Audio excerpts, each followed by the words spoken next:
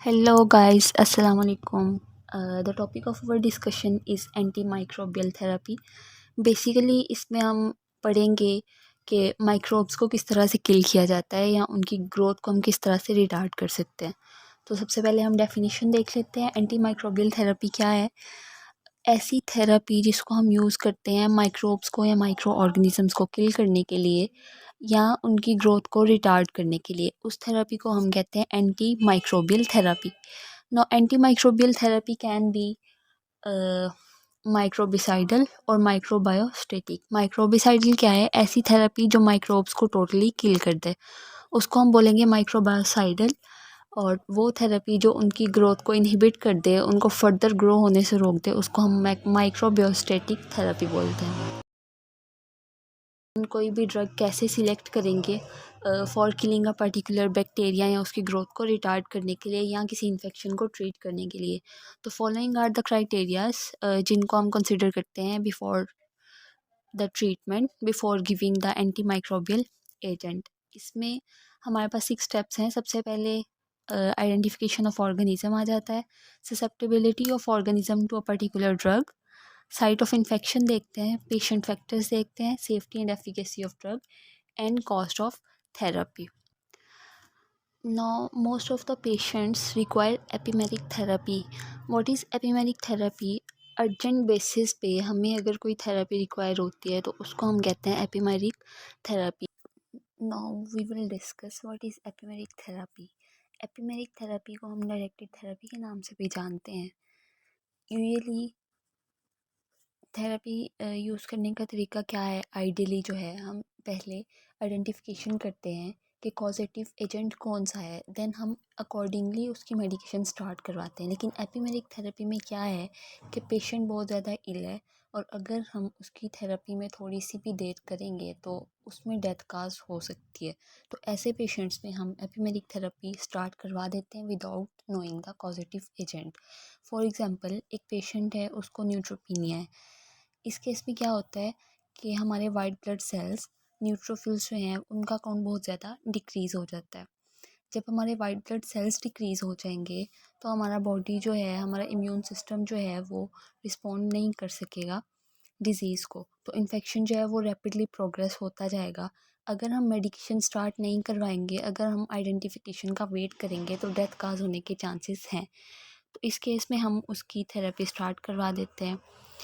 Second example हम ले लेते हैं मेनिंजाइटिस की। मेनिंजाइटिस में क्या है कि मेनिंजेस में इन्फ्लेमेशन हो जाती है। मेनिंजेस जो है वो बेसिकली क्या है?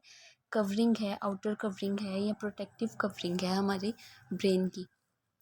उसमें अगर इन्फ्लेमेशन हो जाती है, इस केस में भी हम एपिमेरिक थेरेपी यूज़ करवाते हैं।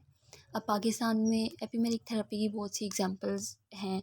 फॉर एग्जांपल, निमोनिया है तो उसको हम मोस्ट कॉमनली एरिथ्रोमाइसिन दे देते हैं। उसके अलावा अगर फ़ीवर है तो हम उसको सिप्रोफ्लॉक्सासिन दे देते हैं, उसको हम लिवोफ्लॉक्सासिन दे देते हैं। सिप्रोफ्लॉक्सासिन जो है वो एक ब्रॉड स्पेक्ट्रम एंटीबायोटिक है।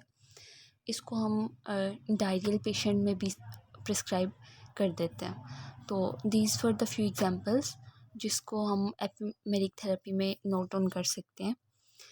अब यहाँ पे हमने एक ब्रीफ सा इंट्रोडक्शन ले लिया एपिमेरिक थेरेपी का। अब हम चलते हैं अपने कुछ पॉइंट्स की तरफ जिनको हम अपनी सिलेक्शन से पहले, थेरेपी की सिलेक्शन से पहले कंसिडर करते हैं।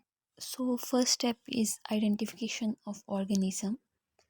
थेरेपी को स्टार्ट करने के लिए ये ज़रूरी है कि हमें पता हो कि जो इन्फेक्शन है उसको कॉज करने वाला ऑर्गेनिज्म कौन सा है।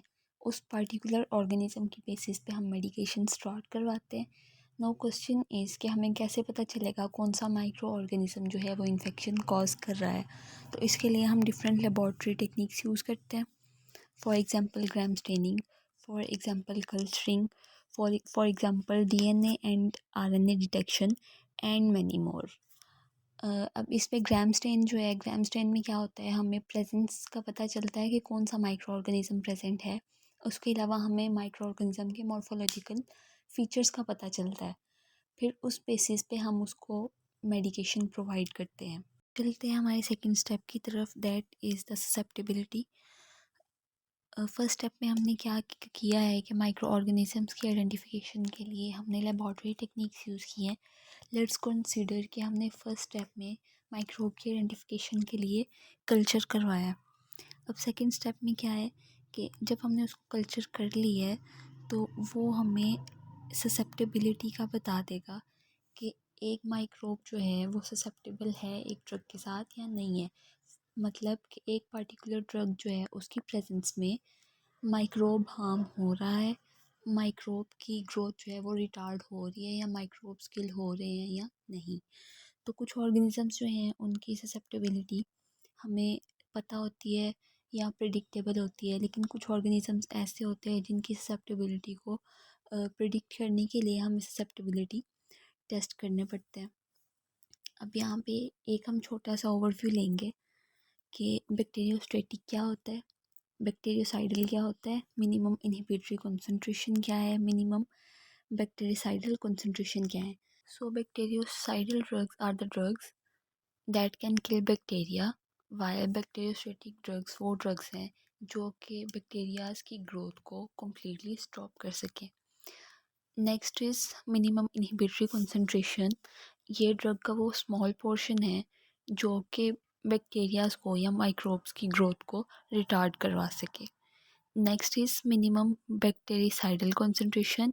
ये ड्रग का वो स्मॉलेस्ट पोर्शन है जो कि बैक्टीरियाज को किल करवा सके। स्लाइड ले लेते हैं टू अंडरस्टैंड कि ससेप्टेबिलिटी टेस्ट कैसे किया जाता है। हम डिफरेंट टेस्ट ट्यूब्स लेंगे जिसमें डिफरेंट कंसंट्रेशन एंटीबायोटिक्स की हम डाल देंगे। For example first test tube है उसमें हम 0.25 माइक्रोग्राम एंटीबायोटिक डालेंगे, सेकंड में 0.5 माइक्रोग्राम, नेक्स्ट 1 माइक्रोग्राम और वो ग्रेजुअली इंक्रीज़ करता जाएगा। हर टेस्ट ट्यूब में हमने माइक्रोब इनोकुलेट कर देना है। इनोकुलेट के बाद 24 आवर्स के लिए उसको छोड़ देंगे। आफ्टर 24 आवर्स उसको हम ऑब्ज़र्व करेंगे कि किस कंसंट्रेशन पे ग्रोथ रिटार्ट हो गई है, किस कंसंट्रेशन पे माइक्रोब्स किल होना स्टार्ट हुए हैं। तो different concentration for example 8 microgram जिस टेस्ट ट्यूब पे है उसमें माइक्रोब्स की ग्रोथ रिटार्ड हुई है, तो वो हमारे पास होगी मिनिमम इनहिबिटरी कंसंट्रेशन, क्योंकि ये वो मिनिमम कंसंट्रेशन है जिस पे माइक्रो ऑर्गेनिज्म ग्रो करना स्टॉप हो गए। उसके बाद as you can see 32 microgram पे माइक्रोब्स जो हैं वो किल होना स्टार्ट हो गए हैं, तो वो हमारे पास उसको हम मिनिमम बैक्टीरियोसाइडल कंसंट्रेशन कहेंगे। Next point is effect of site of infection. एक पर्टिकुलर इन्फेक्शन को क्योर करने के लिए ज़रूरी है कि ड्रग का सफिशेंट अमाउंट उस साइट पे पहुँचे। हमारे बॉडी में capillaries are the transporters of the drug, लेकिन हमारे बॉडी ऑर्गन्स कुछ ऐसे हैं जहाँ पे नेचुरल बैरियर्स होते हैं कि वहाँ पे ड्रग्स जो हैं वो एंटर नहीं कर सकती। For example placenta, for example testis, for example blood brain barrier. अब यहाँ पे हम पढ़ेंगे blood brain barrier. Blood brain barrier क्या है कि ब्रेन और ब्लड के दरमियान में एक बैरियर है, कैपिलरीज इस बैरियर को बनाती है और ये सेमी परमिएबल हैं। इसका मतलब है कि सारे मॉलिक्यूल्स जो हैं वो ब्रेन में एंटर नहीं हो सकते from the blood. Only the molecules that are small in size and that are lipophilic can enter brain. अब ब्रेन में सेरिब्रोस्पाइनल फ्लूइड है। सेरिब्रोस्पाइनल फ्लूइड में ड्रग की कॉन्सेंट्रेशन वेरी करती है और वो डिपेंड करती है किस पे, लिपिड सोलिबिलिटी पे। For example if a blood is lipid soluble तो वो एंटर हो सकती है ब्रेन के अंदर। अगर ड्रग लिपिड सोल्युबल नहीं है तो drug can not enter the brain. Molecular weight, अगर ड्रग का मॉलिक्यूलर वेट लो होगा तो सेरिब्रोस्पाइनल फ्लूइड में ब्लड की कंसंट्रेशन हाई होगी। उसी तरह अगर मॉलिक्यूलर वेट लो हाई होगा तो उसकी कंसंट्रेशन कम होगी। Next is protein binding. वो drugs that are in free state, for example वो ड्रग्स जो प्रोटीन के साथ बाइंड नहीं हुई हुई होती वो ब्रेन के अंदर इजीली एंटर कर जाती हैं। नेक्स्ट है affinity with the efflux pump. Efflux pumps क्या हैं? ये मेनली ट्रांसपोर्टर्स हैं। ये क्या करते हैं कि ड्रग को ये एक्सपोर्ट आउट कर देते हैं इनटू द ब्लड। तो वो ड्रग्स जिनकी अफिनिटी टूवर्ड्स इफ्लक्स पंप नहीं है। Next point is patient factor. Different patient factors को कंसीडर करते हैं हम before the selection of antibiotics. Means कि हर पेशेंट को सेम डोज ऑफ एंटीबायोटिक नहीं दी जा सकती। सबसे पहले इम्यून सिस्टम को हम देख लेते हैं। They are two different persons. एक है जिसमें इम्यून सिस्टम हेल्दी होगा। Patient with healthy immune system has a competency for microbes. दूसरी तरफ जिसका इम्यून सिस्टम वीक होगा उसकी इम्यूनो कॉम्पिटेंसी लो होगी। तो वीक इम्यून सिस्टम वाले में हमें हाई डोज देनी पड़ेगी या फिर ज़्यादा देर के लिए एंटीबायोटिक का कोर्स करवाना पड़ेगा to treat the infection. Second is renal dysfunction. हम पढ़ते हैं कि मोस्टली ड्रग्स जो हैं that are eliminated through renal system. तो अगर रेनल सिस्टम हमारा प्रॉपरली वर्क नहीं कर रहा होगा तो ड्रग की एक्यूमुलेशन होगी विद इन द बॉडी, उसकी वजह से टॉक्सिसिटी हो जाएगी। तो पेशेंट्स जिनमें रेनल डिसफंक्शन होता है उसमें हमें डोज एडजस्टमेंट करनी पड़ती है टॉक्सिसिटी को प्रिवेंट करने के लिए। Next is hepatic dysfunction. अगर किसी का लिवर डैमेज होगा तो वो ड्रग्स फॉर एग्जांपल एरिथ्रोमाइसिन जो कि लिवर के थ्रू एक्सक्रीट आउट होती हैं वो एक्सक्रीट आउट नहीं हो सकेंगी और उनकी भी with in the body accumulation हो जाएगी, उनकी कंसंट्रेशन हाई हो जाएगी और बॉडी में टॉक्सिसिटी हो जाएगी। Next is as. न्यूनेट्स जो हैं न्यू बॉर्न बेबीज़ उनमें हेपेटिक और रेनल सिस्टम जो है वो प्रॉपरली डेवलप नहीं हुआ होता। रेनल सिस्टम प्रॉपरली डेवलप होने की वजह से ना होने की वजह से उनमें टॉक्सिसिटी के चांसेस ज़्यादा होते हैं। दूसरी तरफ हम ले लेते हैं एल्डरली पेशेंट्स या एजड पेशेंट्स को, तो उनमें रेनल फंक्शन या हेपेटिक फंक्शन डिक्रीज़ हो गया होता है जिसकी वजह से उनमें भी टॉक्सिसिटी के चांसेस ज़्यादा होते हैं। तो ऐसे पेशेंट्स में हमें ज़रूरत होती है डोज एडजस्टमेंट की। नेक्स्ट पॉइंट जो हम कंसिडर करते हैं वो है प्रेगनेंसी एंड लैक्टेशन। प्रेगनेंसी और लैक्टेशन में बहुत ज़्यादा कॉशन के साथ हमें मेडिकेशन प्रोवाइड करनी होती है। बहुत सारी एंटीबायोटिक्स ऐसी हैं जिनको हम अगर प्रेग्नेंट वुमन में यूज़ करते हैं, जिनको हम ड्यूरिंग लैक्टेशन यूज़ करते हैं तो वो हमारे कॉम्प्लिकेशन कॉज करती हैं बॉडी में। फॉर एग्जांपल टेट्रासाइक्लिन की कंजम्पशन से बहुत सारी कॉम्प्लिकेशंस देखी गई हैं। तो प्रेस्क्राइबर को चाहिए कि वो गाइडलाइन को प्रॉपरली गो थ्रू करे बिफोर प्रेस्क्राइबिंग द मेडिसिन्स।